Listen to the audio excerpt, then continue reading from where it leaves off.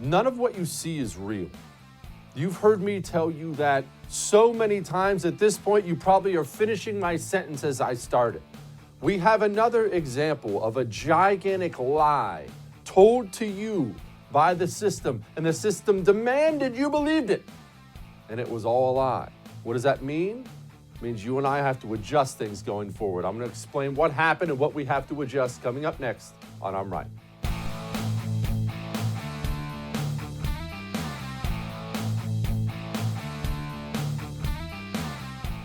None of what you see is real. I don't say that just because I love the line. I really don't. I say it because you and I have to start looking at this life, looking at this country, looking at our system in a different way than we've ever looked at it before, and in a different way than we want to look at it. I want you to understand this. I'm not thrilled about what I'm about to tell you. But what I'm about to tell you is necessary. It is necessary for you. It's necessary for me. We have to change our way of thinking. And this is tough, right? You're used to being an American. You're used to being an American, doing American things, having a country that's, I'm not going to say not corrupt. Every country is corrupt. Every country with politicians is corrupt. But you see real corruption in systems around the world. You've seen it your whole life. And you say to yourself, oh, man, that's terrible. I'm glad I'm an American. I say it, too. I've done it a million times. Oh, I can't believe people live like that. I'm glad I'm an American. We say that. It's time for you and I to accept that sometimes there are nations in this world that create cultural institutions that get rotted out and filled with filth, and soon you can't trust anything in that nation anymore. Nothing. It's certainly nothing you see and nothing you hear. Have you ever read a book on somebody who lived in the Soviet Union at the height of all that? Have you ever, one of the things that really, really strikes you, and I've read a ton of these things, every one of them says it, and to a man, every one of them says it, well, we just knew everything was a lie. It's always some version of that. Well, we knew if we picked it up and read it in the paper, it was a lie. If we heard about it on the radio, it was a lie. A little later on when they got televisions, if we saw something on TV, we just knew it was simply accepted. It's not like they were all drones sitting there watching it. Oh, that must be real. It was just common knowledge. Now, you weren't allowed to talk about it. You weren't allowed to admit it, but you watched and you knew, oh, okay, so that's all a lie. That's how other people have had to live. And that's how you're going to have to live. The system has told you humongous lies. Humongous lies. Just look, in the past year or two, huge lies. Look, just Trump's presidency. Russian collusion. Half the country still believes that. Totally false. Totally false. The way to stop the spread of coronavirus is lockdowns and masks and social distancing. Okay, well, that's not true. We have the different states right now. We know that's not true. George Floyd was murdered for his skin color. Well, look, whether Derek Chauvin is guilty of something or not, they tore the guy's life apart. There's no evidence it was racially motivated at all. There's none of that. Time and time and time and time again, the system has lied to you. And remember January 6th, when a bunch of people walked into the Capitol. And you know what you heard? You remember what the system told you that day? And I don't just mean people on the left. I mean half the politicians and pundits I know on the right. What did the system tell you that day? 5 people were murdered.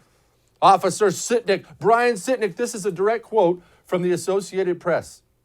Capitol Police Officer Brian Sitnik, who died at the hands of a mob that besieged the U.S. Capitol on January 6th, will lie in honor next week in the building's rotunda. Sitnik was hit in the head with a fire extinguisher during a riot. Oh, they weren't alone. New York Times, quote, he dreamed of being a police officer. Then he was killed by a pro-Trump mob. Even our own Department of Justice, you see, everything is in the system. Even the Department of Justice said, our thoughts and prayers are with the family and fellow officers of U.S. Capitol Officer Brian D. Sitnik, who succumbed last night to injuries he suffered defending the U.S. Capitol against the violent mob who stormed it on January 6th. And not only did the entire system tell you that, I remember because I was one of the people saying, hold on, let's slow down. We don't know any of this stuff yet. We don't know this stuff. Just because everyone's saying it, let's slow down. We don't know causes of death. We don't know anything about these people. Let's slow down. The entire system screamed at me for weeks. Quit denying it. You're dishonoring his memory. What's wrong with you? The system makes it very, very uncomfortable to go against the narrative. But if you waited and realized that none of what you see is real, you would have seen this that just came out. Quote, Capitol Police Officer Brian Sicknick, who engaged rioters, suffered 2 strokes and died of natural causes, officials say. You see, I didn't tell you that to recap what happened on January 6th.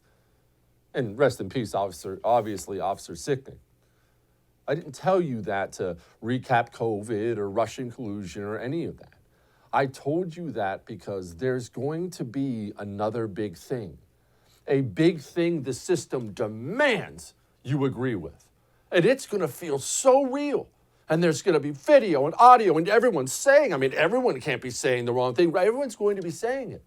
Next time, shut up, calm down, put the phone down, and wait. That's all I'm saying. Because once again, they're all wrong, and I was right. You know who else is right? My buddy John Phillips of the Great John Phillips Show on KABC. John, I'm old enough to remember like 15 minutes ago when even questioning any part of the violent mob who murdered Officer Sicknick, questioning any part of that narrative made you a complete social pariah who supports insurrection. Well, I'm looking now, the guy died of a stroke, John. I'd say to people now, they have to accept that everything they see is a lie. Is that too cynical? Well, I think in this particular case, it's absolutely right. Not just in this case, but think about the lies we've been told repeatedly just in the last couple of weeks. It just came to fruition that the lie that there were bounties put on the heads of American soldiers by the Taliban turned out to be not true. We had that shooting in Chicago where we were told by various members of the mainstream media that the individual was unarmed in that case. That turned out not to be true. And then we have the truth now coming to light on this one. But this one's not even really one lie, Jesse. This is a twofer. Because we were told initially that he was beaten to death with a fire extinguisher. And then we were told he was killed by bear mace. None of those things turned out to be true, but they just move on to the next one and pretend like yesterday doesn't exist. And the spin right now is that, well, don't focus on the fact that we told you information that wasn't true. Focus on the fact that the right-wing press is trying to use this as proof that the insurrection on January the 6th didn't happen. So they just continue to shift the topic. They refuse to take any blame at all, which means they're going to continue to make these malicious mistakes in the future. John, what's a solution for it? And I ask it because of this. It's not as if this is just something that you and I get to go on TV and yell about, and we know these people are gross and we make fun of them and laugh at their expense. This stuff, these huge lies they tell, this stuff costs lives, man. This stuff costs fortunes. There are dire consequences for the lies that are pushed out. There has to be some way to check this, right? Yeah, which one of them is going to get banned from Twitter for this? We didn't allow the New York Post to publish an article that turned out to be factually accurate about Hunter Biden because they said that it could impact the outcome of the election. Well, we have rioting in the streets. We have the destruction of public and private property as a direct result of these false stories that were put out by not one member of the mainstream press, but many of them, because they participate in this pack mentality where you have one newspaper or one channel that comes out with the story, and then all of them piggyback on it and say, it's been independently confirmed by news agency X. And then there's this cascade of news where people say, well, it's not just one paper saying it, they're all saying it. And if they're all saying it and they all have their independent sources, then it has to be true. And it's not. And it reminds me of this liberal friend of mine who once posted an article on social media saying that Ann Coulter refused to get on a plane because the pilot happened to be black. And Ann Coulter's a friend of mine. I know that story's not true. It came from some left-wing version of The Onion. And I messaged my friend and I said, just so you know, that's a satire website and the article isn't true, despite the fact that there are like 50 comments of people weighing in on it. And his response wasn't, oh my God, I'm such an idiot. How could I ever post that? His response was, well, it could have been true and that's the point. Well, if your justification for putting stories out that are wrong is, well, it could have been true and that's the point, then why are we paying attention to them at all? I have just shut off the mainstream news. I don't have it on in my house. When I worked for CNN, this is between you and me, and I would be sitting in the green room waiting to go on, I would change the channel so I didn't have to watch it before I'd go on. And my life is so much healthier because of it. Oh, well, John, is America picking up on this? I know everyone hates the media. I know that. But people say these things all the time. Well, everyone hates this. Well, it's important you understand why you hate it. Do people understand why they should hate the American media? Well, they hate us. And once you understand the fact that they hate us, it becomes easier to tune them out.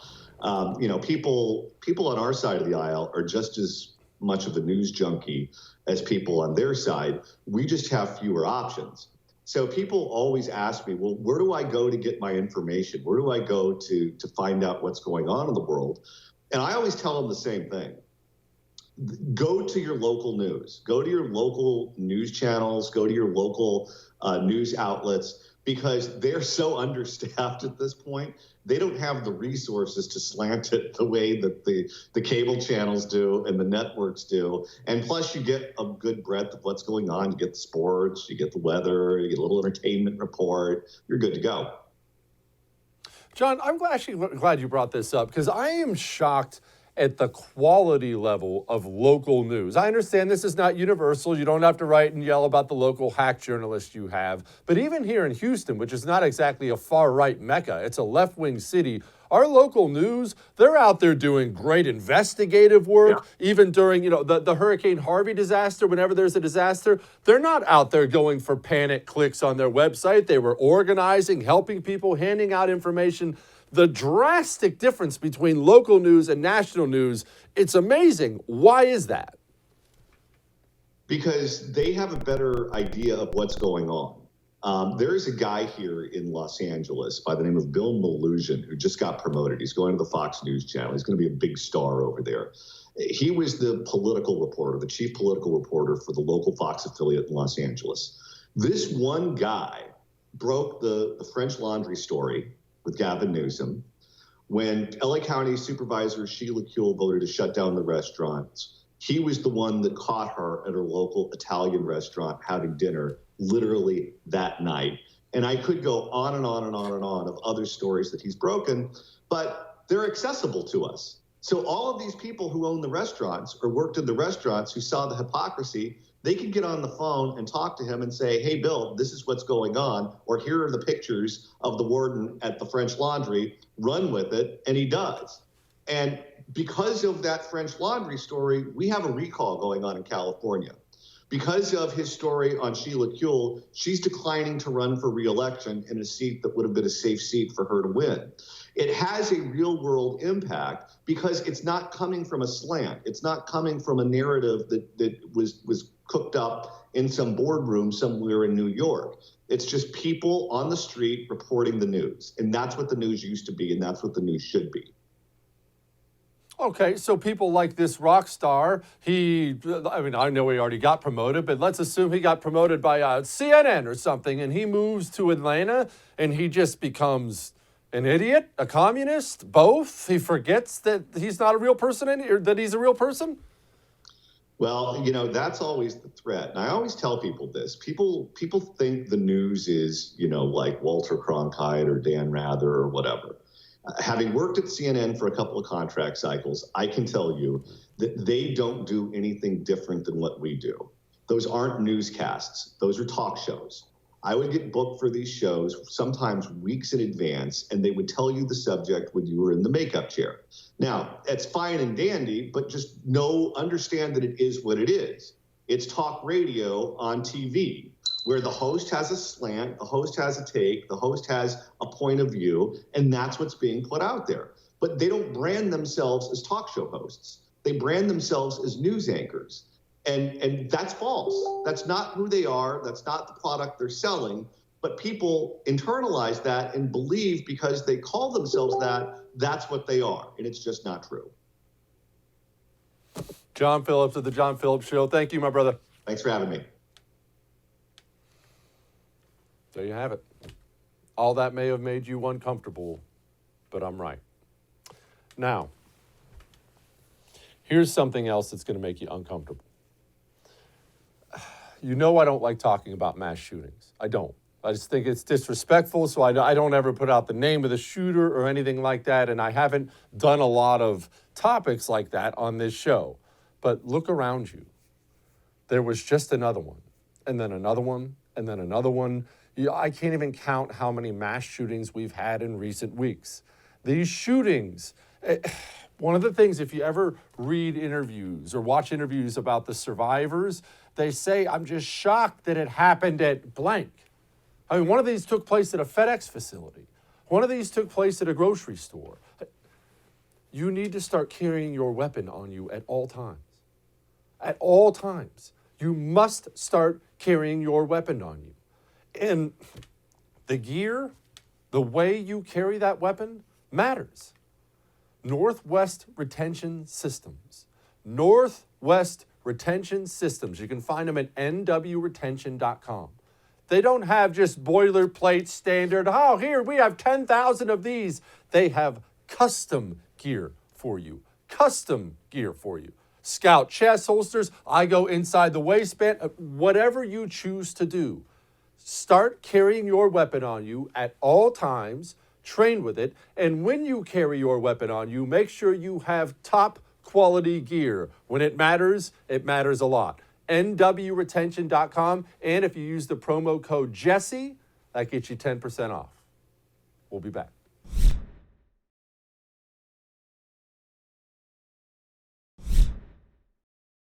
You know why we focus on different news stories than other programs? Oftentimes, there'll be one gigantic headline everyone's talking about in the day, and then you turn on the TV and I'm not talking about it. I want you to understand something. I'm not trying to do the opposite thing of everybody else. I'm trying to focus on what I think are the actual important stories. I don't chase the new shiny object all the time. I do not. We have gigantic problems happening right now in the United States of America. And everybody will see the new shiny headline that's sexy and everyone wants to talk about it. We still have huge problems. We are currently being flooded with illegal immigrants. Our facilities are completely overwhelmed. They're so overwhelmed, they're now taking people, illegal immigrants, and dropping them off within the borders of the United States of America without even giving them a court date to show back up for. And look, the ones who do get a court date don't show up anyway. What are we doing?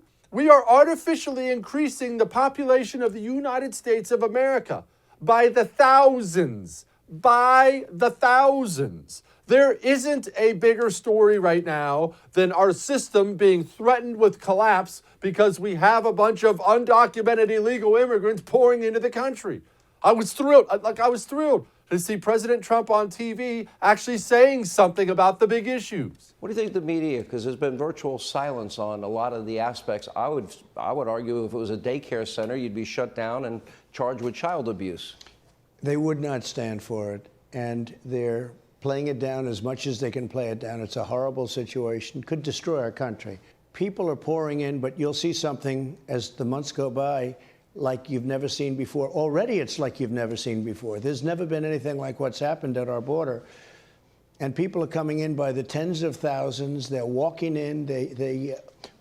All he had to do was leave it alone. If he left it alone, we were setting record positive numbers. and people would have to come in legally. We had the policy, the ban. We had a ban, which was a great thing from very dangerous countries. They're ending the ban. They've already ended it, so that people can come in from dangerous countries. What they're doing is insane. They're going to destroy our country. They are. They are. And look, I'm never going to let this go. And I understand if you haven't personally been affected by it. It's not something you really think about. But as far as keeping the United States of America going, there's not a bigger deal right now than the fact we have thousands and thousands and thousands of illegal immigrants not only pouring in, not only the ones who have already poured in, but there's no light at the end of the tunnel. It's not as if this administration has a solution for the problem. It's not politically possible for the Democratic Party to solve the problem, because anything they would do to stop the flow of illegal immigrants makes them look like big meanie McMean faces. And we can't do that when it comes to illegal immigrants. We have to just let everybody in, right? So there's no end in sight. Do you understand the numbers we're talking about here? Over 100,000 a month, 10, 14 times the normal amount of these numbers. Do you understand what that number looks like if you take that over the course of 4 years of the Biden and then Kamala Harris administration? It's shocking. And look, I'm glad Donald Trump brought up the voting law in Georgia. I'm glad he backed it. I'm glad he said, look, what Georgia did isn't enough. We have to make it even tougher. The Georgia bill is far too weak. It needs what? What would you like? Well, you have to have signature verification. That's missing. They don't have it. Why don't they have signature verification? You want matching. You want matching signatures. They have many things that they didn't put in. The governor and others were afraid to be called racist. So they gave a very weak bill, and they're called racist anyway. They had a much stronger bill a few weeks before this one came out. The governor, what he did is so sad.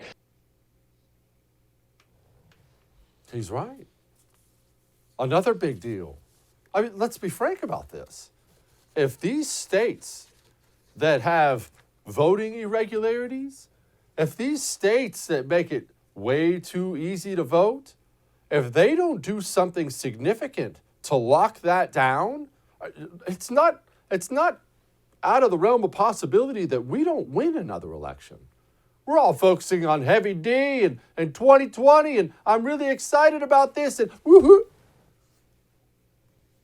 What if 2024 isn't even a possibility because we can't win an election? We have to start doing better. We have to start focusing on the huge issues of our time. Right now, the country's being flooded with illegal immigrants, and states are not moving fast enough to make sure elections in the future are safer and more secure than they've been in the past. So no, I'm not going to spend every waking moment chasing the new shiny object. And I'm glad to hear Donald Trump focusing on it. Should this now be the Republican Party agenda? Should anybody that wants to run for the House or the Senate, should they take this Make America Great agenda and fight for those things that you fought for the 4 years you were president? If they want to win, yes. We've expanded the Republican Party. You've seen, I mean, the Texas border, we have the biggest Hispanic vote since, as the governor said to me, he called me up, great governor, he said, since Reconstruction. I said, you're talking about Civil War, right? He said, since Civil War. If you want to win and win big, you have to do that. And he's right. And he's right. And I hope these future GOP candidates take note. No, you don't have to wave pom-poms for Donald Trump. But don't you dare think you're going to go back to the old ways and win. That's simply not possible. All right. I know that was some tough talk, but there's one more big thing we have to talk about. Inflation. The value of the dollar. These numbers they talk about now, $1 trillion here, $2 trillion there, $4 trillion. Remember the $4 trillion number they just brought up? I understand those numbers are too big for the human mind to comprehend. They are. They're too big for the human mind to comprehend. But one thing you must take away from this, you cannot just print that kind of money without severe, severe consequences. You simply cannot. You know what has been worth a lot of money, and I mean back to ancient times, always has been, is now, and always will be. Precious metals. Patriot Gold Group is here to talk you through the process of getting some precious metals, getting some gold in your portfolio. The time is not tomorrow to start doing this. You're already hearing the talks. You're seeing the headlines. Inflation. We might see inflation. Might see this kind of spending. You're going to see it. Go get yourself some gold. Go to Patriot Gold Group. 866-943-0626. 866-943-0626. We'll be back.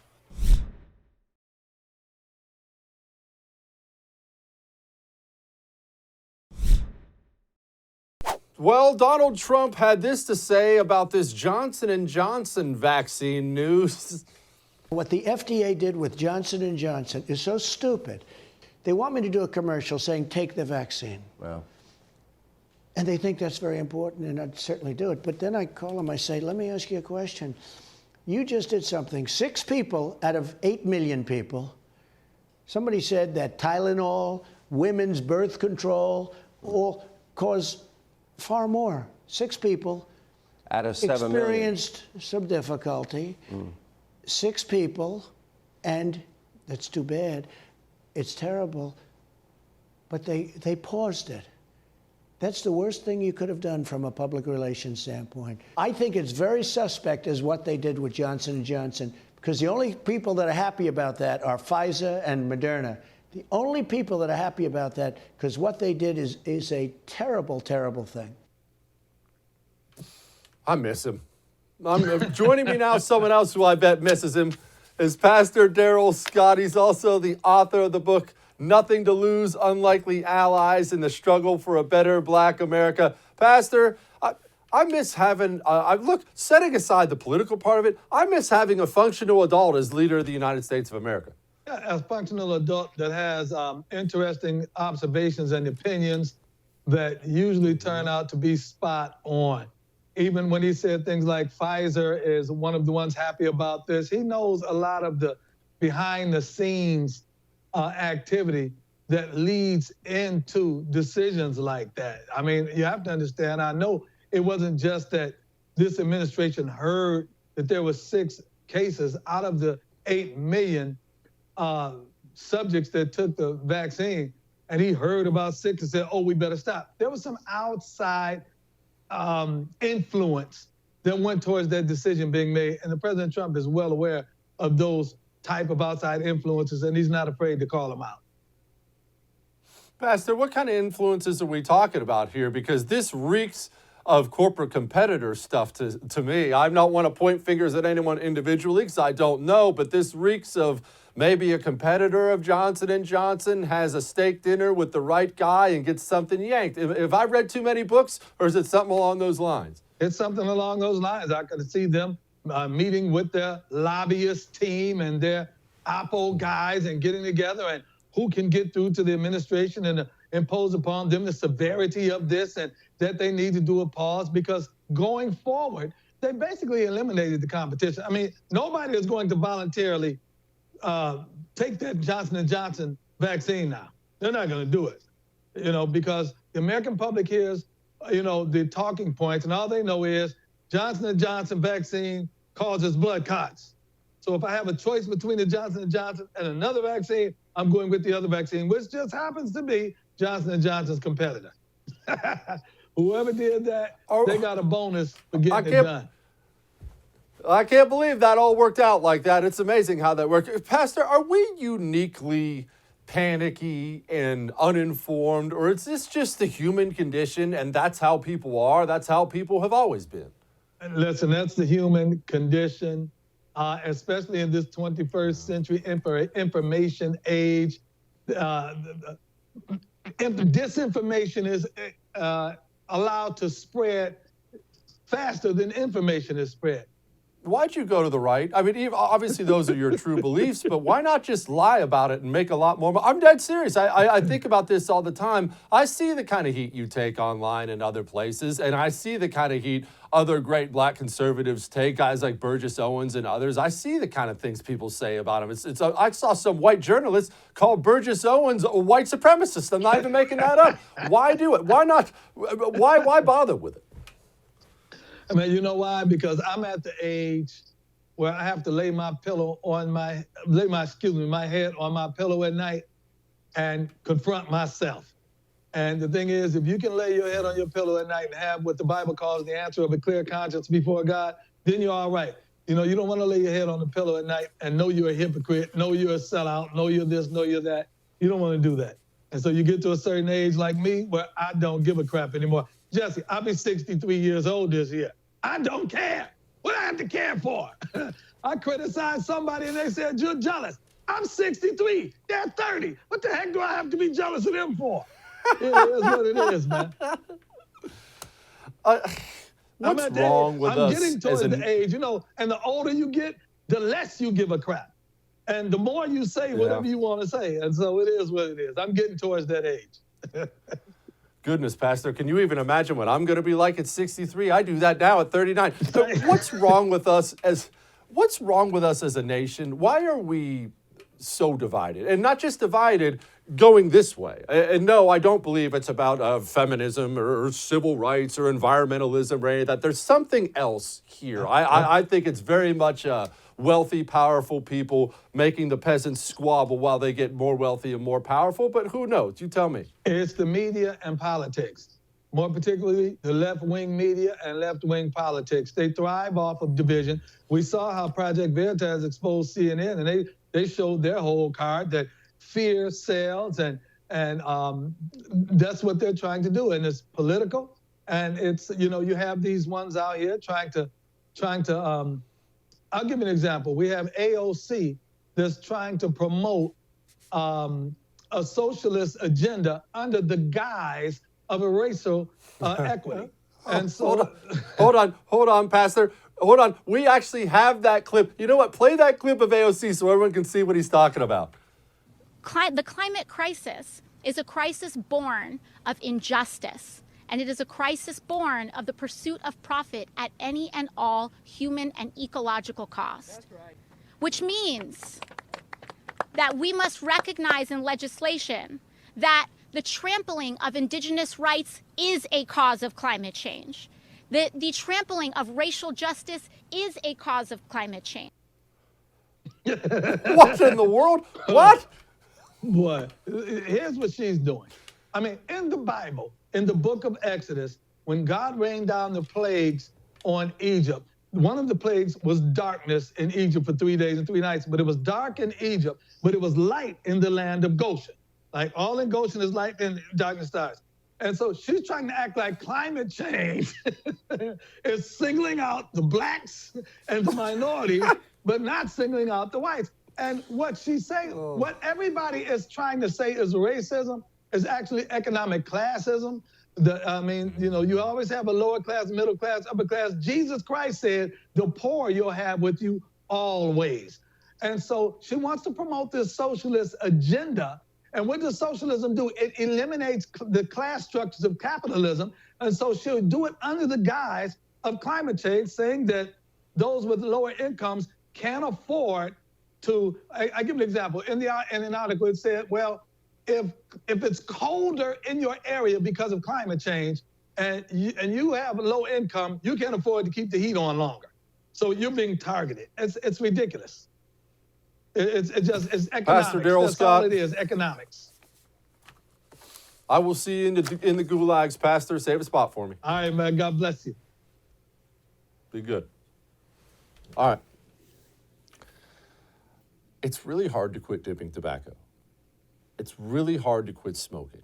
And I feel like people who've never done it, never did it for an extended period of time, don't fully understand that. And look, if you've never done it, don't start. Don't start, but if you know someone who's doing it, or if you're doing it yourself, it's okay to get some help while you're quitting.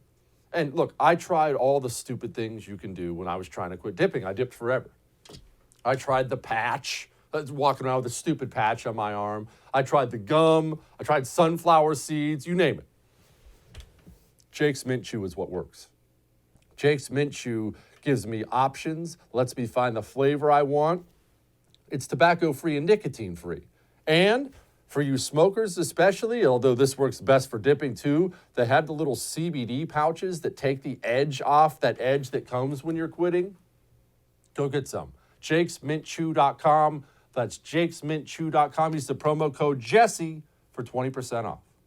We'll be back.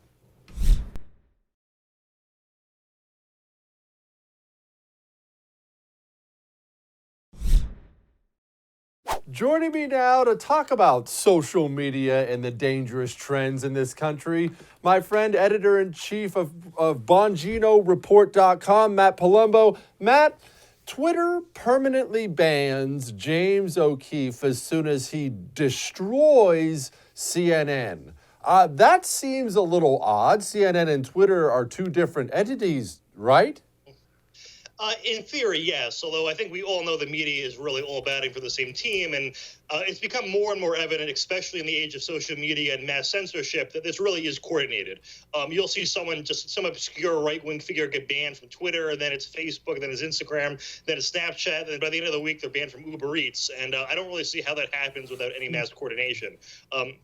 So I think that's what we're seeing here. And of course, the other proof of that is that it only ever happens in one direction. There's never a case where the left is exposing someone for the right and gets banned for the same reasons that they cite on the other side. You know, they censored that Hunter Biden story claiming it was a hacked materials policy. And then I think it was either yesterday or the day before, there was a story trending about exposing, quote unquote, exposing people who donated to Kyle Rittenhouse. And that, of course, was hacked information. So, if they were applying their standards consistently, we wouldn't see what's happening. Matt, what should we do about that Kyle Rittenhouse example you just gave? Look, I know what I think we should do, and I realize this is unpopular. I think whether you do it under the cloak of being a journalist or not, if you expose somebody's private information online, I believe you should have yours exposed. I don't do that because I want anybody hurt. I don't want anyone hurt ever. I do that because I think unless you are scared to do it, you're going to do it anyway, and they should be scared to dox people. Well, for my first suggestion would be donate more to the Kyle Rittenhouse fund, obviously. Secondly, I mean, the problem with our side is we don't actually fight back. Like when the left punches us in the face, we sneer and go, I guess they're not tolerant after all, as opposed to, actually fighting back and using their tactics against them. As much as we don't like the left, their tactics seem to work pretty well. And we'd be probably better adept, just at least, have it be proportional. Like I'm not saying go on the offense, come out guns blazing, but yeah, if they dock someone or are going to cancel us over a comment we made 36 years ago, I think it's fair that, you at least Twitter annoy these people or, escalate it a bit. But, it's listen, I wish we didn't have these rules, but they made the rules and we don't really have a choice but to obey them if we want it to be an equal ground. But you know what I mean. Matt, why does our side struggle with that so much? Because I'll say things like this all the time out, telling people we've moved into a different era. But this is not what it was like before. We have to play offense now. We have to do things that make us uncomfortable now. And it does. It makes our side very, very uncomfortable. Why the difference in mentality? Well, I think, most conservatives have this, and I used to have this naive view that politics is, even though we have different parties, it is a team sport. And, ultimately we want the same thing at the end of the day, and we have different policies to achieve it. It's been very clear, particularly in the past 10 years, that really is not the case. We really have no shared values with a lot of these people on the left. And it's not like, it's not just like, hey, we want everyone to have health care, but you want this plan and we want this plan. It's, we want police, they don't want police, and we are worlds apart, and there really is no middle ground. They control everything. They control entertainment, they control pop culture, they control now the government, and we can make a whole list of just parts of our day-to-day experience that are dominated by the left, and it gives people this perception there's a default liberal reality, and the amount of brainwashing we have to undo is incredible. I mean, just K through 12, there's all brainwashing there. Just college, having some more representation in music and in movies and in TV shows. I mean, it's a whole. You'd have to sort of redo society to give us even a semblance of representation, and we're not, unfortunately, really doing that much. Although, I know there are people that are trying, like Ben Shapiro is doing a good job trying to get more movies and all that. But I think we need more of a concerted effort to kind of, make our own alternative economy, if you will, to what the left has. Okay, Matt, then why are we doing this? If what you say is true, and I believe it is true, that we have no middle ground, look, this is why I've been talking about a national divorce for a while. People used to think I was a nutball about 2-3 years ago when I talked about it. Now I get people writing me about it all the time. A nation should only be a nation if you have common values. If one guy wants to go live in the suburbs and his wife wants to go do black tar heroin and tour with a band in Europe, there's no common ground there. You got a divorce. More or less, yes. And, I think I've been thinking on it recently. I think the way to do a national divorce would be, well, the big divide in this country, more than I think any other factor, is urban and rural. That rural, urban areas tend to be extremely liberal, rural areas more conservative. It could make more sense to just break up states and to, have the cities be the Democrat part of the state and get broken off to something else, and then the rural areas get broken off into a Republican, state. If you look at even Illinois, which is solidly blue, the only county that's blue is the one that Chicago is in. Every single other county in the entire state is red. So you could all the liberals in one area, let them, have their, dystopia there, and then, Republicans get the other 90% of the territory. What's this info? Look, Apple lets Parler back in the App Store. Okay, it's unbelievable they got kicked out of the App Store, but they let them back in the App Store. Should we consider that a win? What happened there? Well, the whole January 6th was the excuse to get rid of Parler, but it's one of those things where they wanted to get rid of it the entire time, and we're more or less waiting for an excuse. Like when I can't remember who it was. Who was it that fired Megyn Kelly after the blackface scandal? Was that CBS or ABC? I believe that was NBC. That wasn't the real reason she got fired. Her ratings were down massively from the person before her, so that was just their excuse. And it was the same thing here. It was just, all right, we can now take this tragedy that really wasn't anywhere near as bad as it was advertised that we're now learning, and they use that as a pretext. And the justification was that all of this was planned in Parler, and it turns out there was more of it planned in Facebook and Twitter. Of course, they're not going to punish those platforms because they're bad for the right side. And even before January 6th, there were cases of Parler reporting violent content to the FBI and to authorities, but they create an impossible standard when it comes to hateful conduct, in that if you have millions of people on any social network, there is going to be hateful conduct, and it's literally impossible to scan for all of it. So there's always going to be something messed up you can point to and say, okay, we need to ban you for this reason, even if it's more common on places like Facebook and Twitter, in which case it actually probably is. There's private Facebook groups that are more or less unmonitored. You can say whatever you want in them. So I'm sure there's much worse content there than anything in Parler. But, as we know, they're not going to get banned for that. Why do we want to police any of it, Matt? Why shouldn't everybody say everything? I'm one of these super supreme free speech guys. I want Louis Farrakhan and ISIS and Antifa and Black Lives Matter and every scumbag out there. Let them all have a say, and let the people decide what they want to follow and what they don't want to follow. Yeah, I think as long as you're not directly calling for violence, and I say directly, and that the left will redefine anything as calling for violence, as long as you're not doing that, and as long as the only other exception would be if it's a network that allows children on. Obviously, you'd want to have some sort of controls there, but I don't think most allow people under 18 on anyway, or at least aren't supposed to. So, Matt Palumbo, appreciate you, my brother. Thanks, man. All right, you're going to have to... Remember how I've been telling you to, if you can, pack up and move? Pack up and move. Pack up and move. If you're in one of these blue areas, get to a red area, make it redder. And as someone who has done it, life is better there. You want a big, bright, shining example of that? I'm about to show you one coming up next.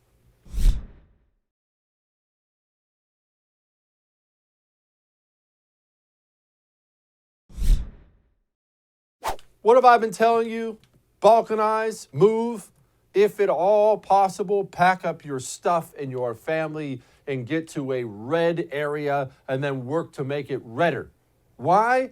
Because there are some people in this country who are living in crime-ridden, Democrat-run areas where they're not even allowed to carry a gun to defend themselves, and the new laws getting passed are worse than the bad laws they already had on the books. And then there's places like Florida. This is Polk County Sheriff Grady Judd. I've got something I want you to see. This is what we enjoy in Florida. This is the Florida we know and love. This is what our governor, our speaker, our president, this is what all these law enforcement officers and administrators and sheriffs and police chiefs and their officers do every day. They guarantee an environment where you can come here and have fun. Heck, you can even have more fun. Here's another picture. This is the Florida we know and love. We're a special place. And there are millions and millions of people who like to come here.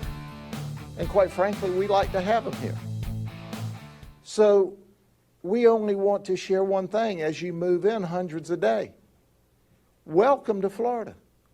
But don't register to vote and vote the stupid way you did up north. You'll get what they got.